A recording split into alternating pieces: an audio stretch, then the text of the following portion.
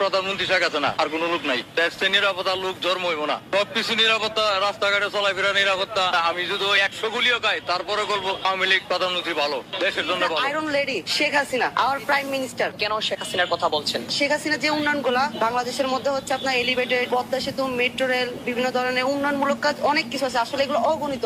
যখন একটা গভর্নমেন্ট সরকারের মধ্যে থাকে তখন হচ্ছে সে ধারাবাহিকতা চলতে থাকে। সে যেহেতু এটা অন্তর্বর্তীকালীন সরকার, সেই জায়গা থেকে সে যতটুকু মানুষকে মানে আরো আকৃষ্ট, তার একটা সাপোর্টিং এর মধ্যে রাখবে, কিন্তু সে এইসব কার্যক্রম থেকে সে অক্ষুণ্ণ, সে পারেনি। যখন সে একটা লোক যখন চেয়ারের যখন সুযোগ পায় তখন সে কখনো চেয়ারে কখন ছাড়তে চায় না। তো উনি ওনার জায়গা থেকে মানুষকে প্রলোভন দেখাইছে বিভিন্ন ক্ষেত্রে, কিন্তু তার কার্যকরী ক্ষেত্রে কখনো সে বাস্তবায়ন করতে পারেনি। আজও বাস্তবায়ন হবে কিনা তা আমার মনে হয় না এটা হবে। সাবেক আমাদের প্রধানমন্ত্রী যিনি ছিল, ওনার যে গভর্নমেন্ট ক্ষমতা থাকা অবস্থায় উনি হচ্ছে আপনার বিধবা ভাতা, তারপর হচ্ছে উপবৃত্তি, বৃত্তি, বিভিন্ন ধরনের শহরাঞ্চল মুখী হচ্ছে মানুষ, এগুলোর প্রতি তেমন একটা আকৃষ্ট থাকেন। কিন্তু গ্রাম অঞ্চল যারা হচ্ছে আপনার সকাল 9টা থেকে সারাদিন শ্রম দিয়ে বিকেল 5টা পর্যন্ত যখন তারা 500 টাকা ইনকাম করে, তারা বুঝে যে টিসিবির কার্ডের কি প্রয়োজন।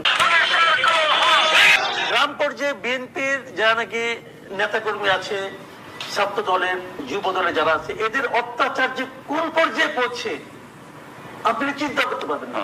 কিন্তু রাজনীতিবিদ না, সে একজন ব্যাংকার। রাজনীতি কি বোঝে? রাজনীতি খাওয়া বোঝে না উনি। এই সরকার যদি আরো থাকে বাংলাদেশে, এই দেশ শেষ। আমাদের বাংলাদেশ নিয়ে বিশ্বের মানুষ হাসে যে বাংলাদেশের পলিটিক্স এত নোংরা। যেমন মালয়েশিয়ান একটা ভাষায় বলে বাংলাদেশের পলিটিক্স কত বাংলাদেশ, মানে কত অর্থ হচ্ছে কি একবারে নোংরা পলিটিক্স। মুক্তিযোদ্ধাকে যখন তার পাশে, তার সারাউন্ডিং এ, তার বিল্ডিং এর চারপাশে যখন বাজে স্লোগান দিয়ে, জঘন্যতর স্লোগান দিয়ে যখন তাকে আটকে রাখা হয়, এটা এই দেশের জন্য লজ্জাস্কর। আমি যে কোনো জায়গায় দাঁড়িয়ে এই কথাটাই বলতে পারি।